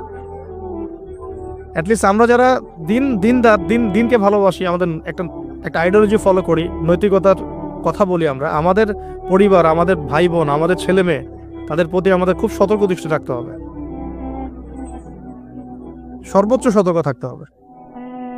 আর আমাদের দিনী বোনদেরকেও রিকোয়েস্ট করবো আমরা, যে ভাইদেরকেও তো বলি, বোনদেরকেও বলছি, বিয়ের আগে কোনো প্রকার অবৈধ সম্পর্ক নেই। বিয়ের আগে কোনো প্রকার অবৈধ কোনো সম্পর্ক না। আর এখন অমুসলিম ছেলে আর মুসলিম মেয়ে প্রেম করতেছে, এগুলোকে নিয়ে অনলাইনে অনেক লেখালেখি হচ্ছে, দেখলাম কয়দিন আগে। তো কিছু বোন আমাকে রিকোয়েস্ট করেছিলেন যে একটু আপনার মুখ দিয়ে যদি মানুষ জানতে পারে এটা, যে কোনো অবস্থাতেই মুসলিম মেয়ে কোনো অমুসলিম ছেলের সাথে প্রেম করতে পারে না। মুসলমান ছেলের সংখ্যা কম হয়ে গেল, যে বিয়ে করার জন্য মুসলমান ছেলে খুঁজে পাওয়া যাচ্ছে না। পরবর্তীতে তারা সেই মুসলিম বোনের ইজ্জত নষ্ট করে তাকে গর্ভবতী করে দিয়ে ভেঙে যাচ্ছে। এটা ওদের একটা মিশন। আর ওদের মিশনের কথা আমি পরে বলবো। আমি মুসলিম মেয়ে হয়ে কেমন করে একটা অমুসলিম ছেলের সাথে প্রেম করতে পারলাম? আমার বাসার মুসলিম মেয়ে কেমন করে একটা অমুসলিম ছেলের সাথে প্রেম করতে পারে? এটা তো আমাকে আগে ফাঁসির কাজটা ঝোলানো দরকার, আগে বিচারটা তো আমার করা দরকার আগে। আমরা আমাদের দিনী বন্ধুকে সর্বোচ্চ সতর্ক করব। জীবন চলে গেলেও ফিরে আসতে পারে না? আল্লাহর হাতে তো। মানুষ অনেক সময় জীবন মৃত্যুর সন্ধিক্ষণে থাকে না, আল্লাহ পাক ফিরিয়ে বাঁচিয়ে দেন না। ইজ্জত চলে গেলে কখনো ফিরে আসে না। ইজ্জত চলে গেলে ফিরে আসে? আল্লাহ আমাদেরকে বোঝার তৌফিক দান করুন। হিজরতের পালা শুরু হলো, সাথীকে মাত্র 2 জন। কয়জন বলেন তো? এখন কয়জন সাথী মুসলিম? 2 জন, সারা আলাইহিস সালাম এবং লূত আলাইহিস সালাম। এবার হিজরতের পথে একটা ঘটনা আছে। হিজরতটা হয়েছে কোথায়? ব্যাবিলন থেকে কেনানে। কোথায়? কেনান কোন জায়গা? এটা শামের অন্তর্ভুক্ত একটা জায়গা। শাম মানে শুধু সিরিয়া নয়, বরং এটার একটা বড় ব্যাপ্তি আছে। প্যালেস্টাইন, জেরুজালেম এর অদূরেই শামের মধ্যেই, প্যালেস্টাইন জেরুজালেমের অদূরেই এই কেনান একটা জায়গা ছিল। এখানে খালিল নামে একটা জায়গা এখনো আছে। কি নামে? খালিল, বর্তমান নাম খালিল। ইব্রাহিম আলাইহিস সালামকে কি বলা হয়? খালিলুল্লাহ, আল্লাহর খালিল। ওই নামটা কিন্তু এখনো এখানে আছে আর কি। এখানে হিজরত করা হয়। তারপরে এখানে থাকতে লাগলেন তার স্ত্রী সারা আলাইহিস সালাম। এক সময় ওই এলাকায় একটু দুর্ভিক্ষ দেখা দিল। তখন তারা মিশরের দিকে যাচ্ছিলেন খাবারের সন্ধানে। যাওয়ার সময় সেখানে একটা রাজা ছিল, রাজাটা লম্পট টাইপের। লম্পট রাজা বোঝেন কিনা, যারা নারীর নেশা খুব আর কি, যে মেয়েকেই দেখে তাকে তুলে নিয়ে যায়। এগুলো নতুন পাপ না, ইতিহাসে যেগুলো দেখতে এখন যেগুলো হচ্ছে এগুলো হিস্ট্রিতে ছিল, আগেও ছিল। কোরআনে এগুলো সবগুলোকে কেন ব্যাখ্যা করা হয়েছে? কারণ শেষ জামানায় শেষ নবীর উম্মতে এগুলো সবই হবে। শেষ নবীর উম্মতের সময় এই সবগুলো রিপিট হবে, কারণ আল্লাহ পাক সব জানিয়ে দিয়েছেন আমাদেরকে কি হয়েছিল আগে। আমরা হচ্ছে সামারি, পাপের সামারি। সারা ওয়ার্ল্ডের যত পাপ ছিল এগুলো সামারাইজিং করা হয়েছে, এই উম্মত হবে এগুলো উম্মতের মধ্যে। এই জন্য আল্লাহ পাক সতর্ক করেছেন বারবার। এখন এই রাজা সারা আলাইহিস সালামের দিকে চোখ দিল। এখানে আমাদের দিনী বোনদেরকে একটা মারাত্মক নসিহত করতে চাই। এটা আমি পড়ছিলাম যখন গত 3 দিন থেকে, আমি 2 বার এখানে পড়তে পড়তে থেমে গেছে। সারা আলাইহিস সালামকে যখন কিডন্যাপ করা হয়েছে তখন দুটো কাজ হয়েছে এখানে। এক, ইব্রাহিম আলাইহিস সালাম সাথে সাথেই তিনি নামাজে দাঁড়িয়ে গেছেন। ইব্রাহিম আলাইহিস সালাম কি করেছেন? নামাজে দাঁড়িয়ে গেছেন। আর সারা আলাইহিস সালামের দিকে যখন হাত বাড়াচ্ছে এই আপনার লম্পট বাদশা, সারা আলাইহিস সালাম সময় চেয়েছেন যে আমি নামাজ পড়ব, আমাকে নামাজ পড়ার ব্যবস্থা করে দেয়া হোক। সারা আলাইহিস সালাম অজু করে এসেছেন, অজু করে নামাজে দাঁড়িয়েছেন।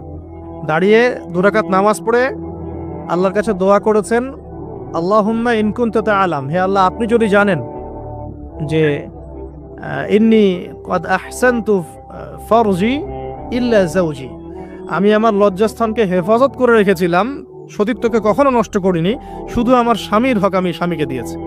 মানে আমি আমার স্বামী ছাড়া অন্য কারো কাছে আমার সতীত্ব নষ্ট করি নাই। যদি আপনি এটা জেনে থাকেন, আল্লাহ ফানসুরনি, আল্লাহ আপনি আমাকে সাহায্য করেন, ওয়ালা তুসমিত আলাইয়া হাযাল কাফির, আমার উপরে এই কাফেরকে আপনি বিজয়ী করেন না। এই দোয়াটা দিনী বোনরা মুখস্থ করে রাখতে পারেন, কারণ অনেকেই চলতে ফিরতে উঠতে বসতে অনেক রকম হ্যারাসমেন্টের শিকার হন। যদি আপনি সতীত্ব রক্ষা করে চলতে পারেন তখন আল্লাহর কাছে দোয়া করবেন, আল্লাহ আপনি যদি জেনে থাকেন আমি আমার সতীত্ব রক্ষা করেছি, আমি অনেস্ট, আমি আমার সতীত্ব রক্ষা করেছি, কারো সামনে আমি আমার সতীত্ব নষ্ট করি নাই, আল্লাহ আপনি এই জালেমের এগেনস্টে, এই কাফের এগেনস্টে, এই ফাসেকের এগেনস্টে আমাকে সাহায্য করেন। এই দোয়া করার সাথে সাথেই এই বাদশার হাতটা অবশ হয়ে গেছে, হাত আর আগাচ্ছে না, হাত প্যারালাইজ হয়ে গেছে, পড়ে গেল সে। তখন আবার তিনি দোয়া করছেন সারা আলাইহিস সালাম, আল্লাহ এখন যদি সে মারা যায় তার মানুষ মনে করবে আমি মেরে ফেলছি। তখন আল্লাহ পাক তাকে ছেড়ে দিলেন, ভালো হয়ে উঠলো।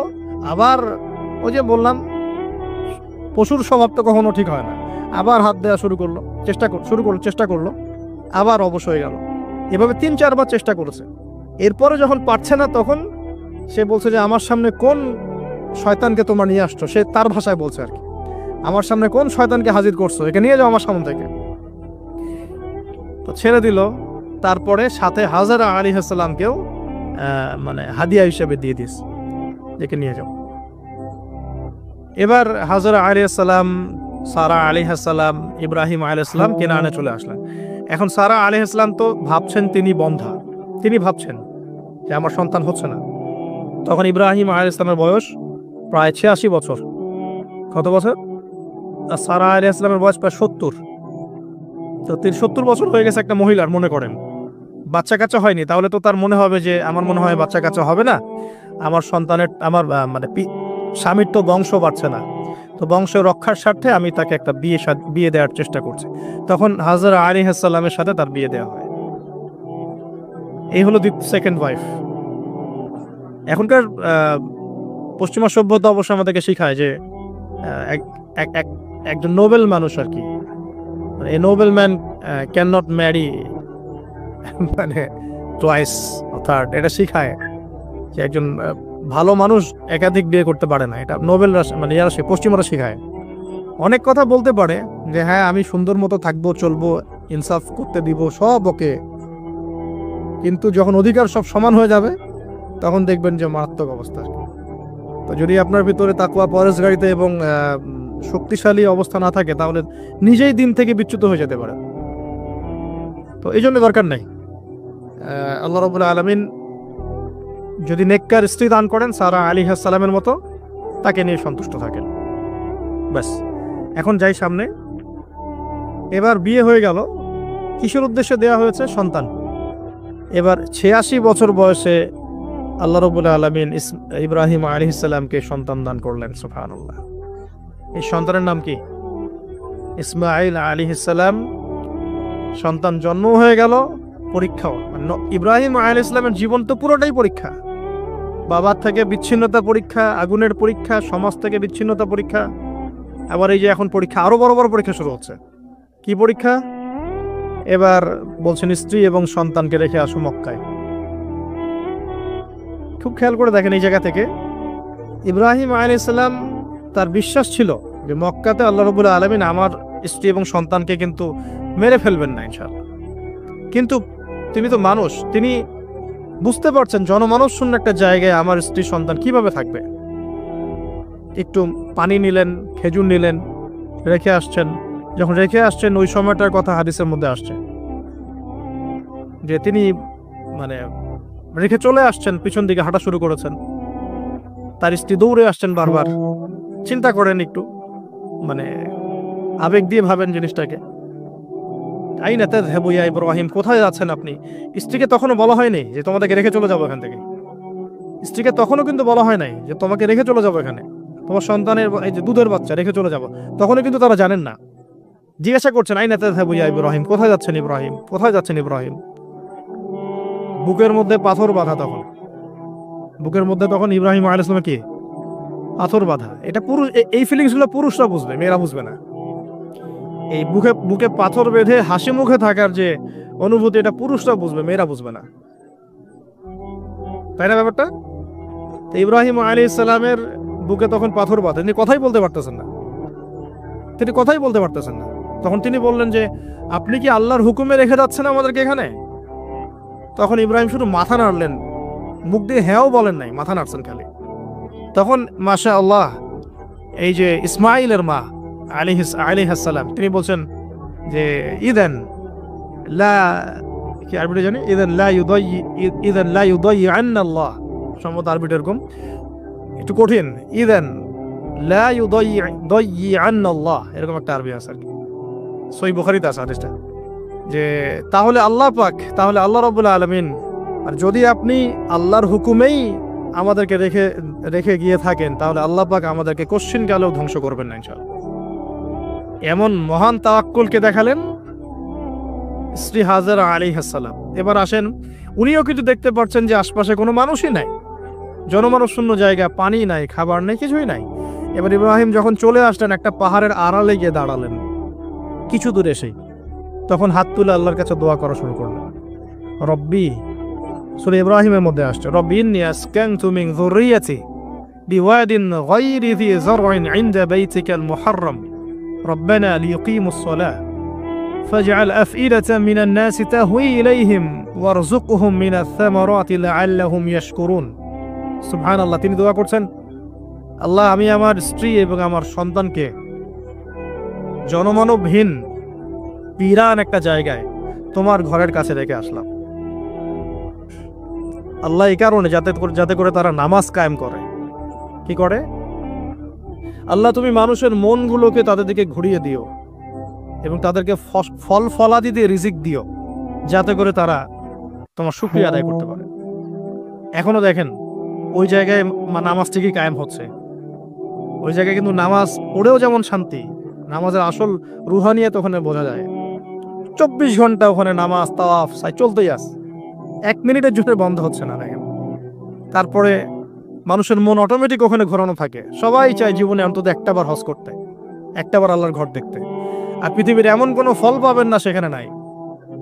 অথচ ওখানে কিন্তু খুব কৃষিভিত্তিক কিছু চাষ হয় না, খুব একটা চাষ হয় না। তো ইব্রাহিম আলাইহিস সালামের দোয়ার বরকত দেখেন, কি বরকত! ব্যাস আল্লাহ রাব্বুল আলামিন কবুল করলেন। এবার এই যে খাবার পানি যখন ফুরিয়ে আসলো, তখন এই যে মা হাজেরা আলাইহিস সালাম ছোটাছুটি শুরু করলেন সাফা আর মারওয়ায়। একবার সাফার উপরে ওঠেন, একবার মারওয়া। এখনকার সাফা মারওয়া না, এখন মোজাইক দিয়ে টাইলস করে দেওয়া সাফা মারওয়া না, যেটা আমরা সাই করি, এই সেই সাই না। ওইটা তখন ছিল একদম রুক্ষ একটা জায়গা, জীর্ণ শীর্ণ একদম ভূমি ছিল। আর এখন তো কয়েক তালা হয়েছে। এটা যারা ওমরা হজ করেছেন তারা জানেন। তো এরকম বিরান জায়গা সাফা মারওয়া, একজন মহিলা, একজন নারী, তার কি জাজবা! সে এই শক্তি কোথায় পাচ্ছে? সেই শক্তি পাচ্ছে কোথায়? সেই তাওয়াক্কুল কোথায় পাচ্ছে? কোন আশা নিয়ে সে ছুটছে আর কি? আর আমরা কোন আশা নিয়ে দুনিয়ার পথে ছুটছি আর কি? পানি, বাচ্চা এদিকে কান্নাকাটি করছে, বাচ্চা কান্নাকাটি করছে, চিৎকার করছে, সে দৌড়াচ্ছে, একবার সাফা একবার মারো, একবার সাফা একবার মারো। আমরা যখন হজ করতে যাই, উমরা করতে যাই, কখনো এই ফিলিংসই আসে না আমাদের মধ্যে। ওইখানে গিয়ে সেলফি উঠানো শুরু করে মানুষ। আমরা গিয়েছিলাম, অবাক হয়ে যায়, ওখানে সেলফি উঠে মানুষ বসে বসে। সাফা মারোয়া সাইয়ের কোনো ফিলিংসই নাই। এটা হাজরা আলাইহিস সালামের স্মৃতি। আল্লাহ পাকের কাছে এই দৌড়াদৌড়ি এতই ভালো লেগেছে, আল্লাহ পাক কিয়ামত পর্যন্ত রেখে দিয়েছেন সুবহানাল্লাহ। একজন নারীর সম্মানে, এই সন্তান মায়ের বাঁধন, সুবহানাল্লাহ। এগুলা আসলে বলে বোঝানো যায় না ফিলিংসগুলা। এই 7 বার সাইয়ের মধ্যেই আল্লাহ রাব্বুল আলামিনের এই যে হুকুম চলে আসলো, দেখেন যে ইসমাইলের পায়ের কাছ থেকে পানির ফোয়ারা বের হচ্ছে। এই পানির ফোয়ারা বের করে দিয়ে গেলেন কে? জিবরাইল আলাইহিস সালাম। আর তিনি বলে গেলেন যে তোমরা কষ্ট নিও না, এখানে আল্লাহর ঘর হবে, এই ছেলে আর তার বাবা মিলে ঘর নির্মাণ করবে। এবার তিনি এই যে পানি, জমজম কূপ তৈরি হয়ে গেল, পানি হলো, পানি দেখে পাখি আসলো। কি আসলো প্রথমে? পাখি কিন্তু পানি খোঁজে। এরপরে ওখানে ওই পাখিকে দেখে একদল মানুষ আসলো আর কি। এই মানুষগুলো ইয়েমেন থেকে আসছে। কোত্থেকে? ইয়েমেন থেকে বনু জুহরুম গোত্র আসলো। জুহরুম না জুহরাম, এরকম কিছু একটা। এই গোত্রই পরবর্তীতে আরবে বিস্তার লাভ করেছে। এই গোত্রের মেয়ের সাথে ইসমাইল আলাইহিস সালামের বিয়ে হয়েছে। পরবর্তীতে এই গোত্রের হাত ধরে কুরাইশ বংশ হয়েছে, এবং এই কুরাইশ বংশে আমাদের শেষ নবী মুহাম্মদ সাল্লাল্লাহু আলাইহি ওয়াসাল্লামের জন্ম হয়েছে। বুঝতে পারলেন? এই হলো ইতিহাস। তো তারা পানি চেয়েছিল, তো হাজরা আলাইহিস সালাম বলেছিলেন যে পানি দিতে পারে এক শর্তে, এখানে বসতি স্থাপন করতে হবে।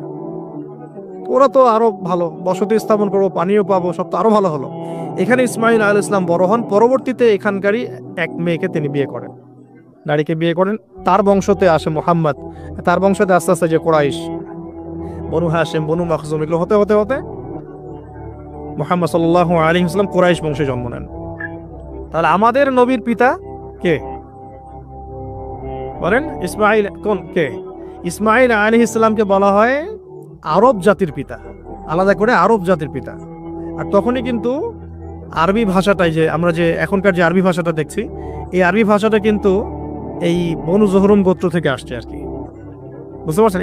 এই গোত্রের ভাষা ছিল এই ক্লাসিক্যাল আরবি ভাষা, আমরা যে আরবিটা এখন চর্চা করি।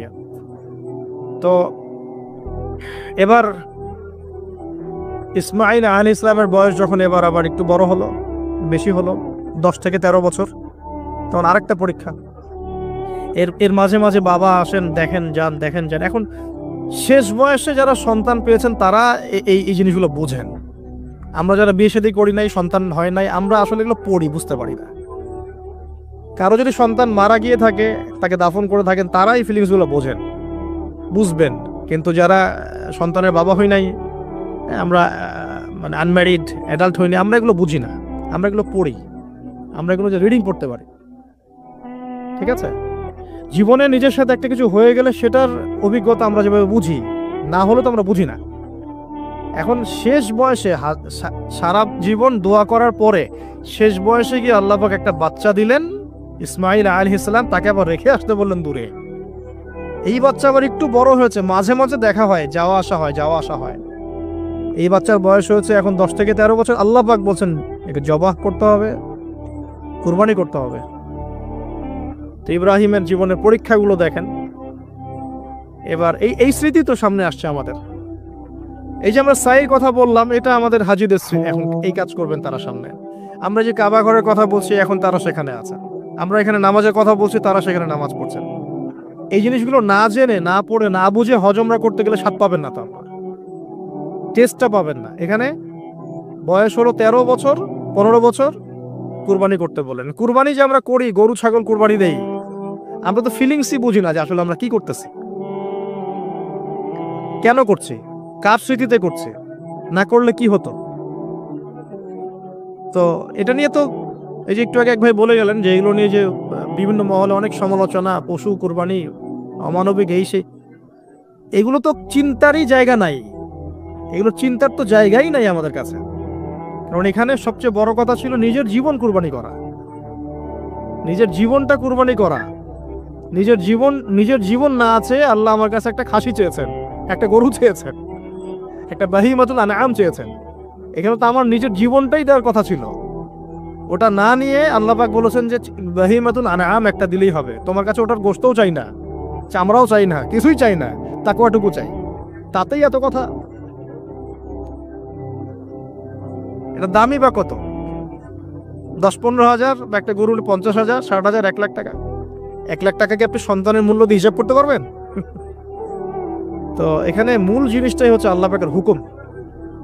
আল্লাহ পাকের হুকুমই সবচেয়ে বড় কথা। আল্লাহ পাকের হুকুমের ফলেই নেকি হয়, অন্য কোনো কাজের নেকি নেই। আল্লাহ পাক হুকুম দিয়েছেন বলেই। একটা এক্সাম্পল দিয়ে যা সামনে যাব। হাজিরা মিনায় রাত কাটাবে না? মিনায় এমনিতে হারাম শরীফে নামাজ পড়লে কত নেকি হয়? 1 রাকাত নামাজ পড়লে 1 লক্ষ নেকি হয়, মানে 1 ওয়াক্ত নামাজ পড়লে 1 লক্ষ ওয়াক্তের নেকি হয়। হারামের কথা বলছে, কাবার কথা বলছে। আর মদিনায় তো 1000। তো কাবা ঘরে নামাজ পড়লে এত নেকি হয়। আল্লাহ রাব্বুল আলামিন এখান থেকে হাজিদেরকে বলেছেন যে মিনায় গিয়ে রাত কাটাতে হবে। এখানে হুকুমটা কি? মিনায় গিয়ে রাত কাটাতে হবে, এটা হজের একটা কাজের মধ্যে অন্তর্ভুক্ত। মিনায় গিয়ে রাত কাটাতে হবে। আর কেউ যদি মনে করে যে মিনায় গিয়ে তো নামাজ পড়লে তো 1 লক্ষ রাকাত নেকি নাই, হারাম শরীফে নামাজ পড়লে 1 ওয়াক্ত পড়লে 1 লক্ষ ওয়াক্তের নেকি হয়, তা আমি হারামেই থেকে যাই, মিনায় যাব না, ও কি নেকি পাবেন? ওর হজই হবে না। এখানে নেকিটা বড় কথা না, বড় কথাটা কি? আল্লাহর হুকুম। আল্লাহ পাকের হুকুমের পিছনে কি নেকি আছে এটা আমি সংখ্যা দিয়ে কাউন্ট করতে পারবো না। আল্লাহ পাক হুকুম দিয়েছেন মানে সেখানে ইনফিনিটিভ নেকি আছে। ওটা 1 লক্ষ, 2 লক্ষ, 5 লক্ষ দিয়ে হিসাব করা যাবে না। এখানে কেন কুরবানি করছি? আল্লাহর হুকুম। যুক্তি বিজ্ঞান দর্শন খোঁজার দরকার নেই তো আমার। তো এবার আল্লাহ রাব্বুল আলামিন কিভাবে বলছেন কোরআনে? আল্লাহ পাক বলছেন, ইব্রাহিম আলাইহিস সালাম বলেন, ইন্নী যাহিবুন ইলা রাব্বি সায়াহদিন, আমি চললাম আমার রবের পথে, তিনি আমাকে পথ দেখাবেন। এই আয়াতটা খুবই মনে শান্তিদায়ক আয়াত। জীবনে অনেক কিছু হয়ে যাবে, কিন্তু এই আয়াতটা যদি তেলাওয়াত করতে পারেন ভিতরে ভিতরে, আল্লাহকে পাবেন। ইন্নী যাহিবুন ইলা রাব্বি সায়াহদিন, আমি ছুটলাম, আমি চললাম আমার রবের দিকে, তিনি আমাকে পথ দেখাবেন। রব্বি হাবলি মিনাস সালিহিন, আল্লাহ আমাকে সুসন্তান দান করুন, সালেহীন সন্তান দান করুন। ফাবাশশারনাহু বিগুলামিন হালিম, আল্লাহ বলছেন আমি তাকে সহনশীল সন্তান দান করলাম, সহনশীল সন্তান দান করলাম। এবার ফালাম্মা বালাগা মাআহু সা'য়া, এবার যখন বাচ্চাটা বাবার সাথে দৌড়াদৌড়ি করা শিখলো, মানে এই যে 10, 12, 14 বছর বয়স, এই সময় বাচ্চাগুলো আরো বেশি আকর্ষণীয় হয়। শেষ বয়সের বাচ্চা, এত দোয়া করার পরে একটাই বাচ্চা, একটাই ছেলে, শেষ বয়সের, কেবল বড় হচ্ছে, বাবার সাথে মানে দৌড়াদৌড়ি করতে শিখছে।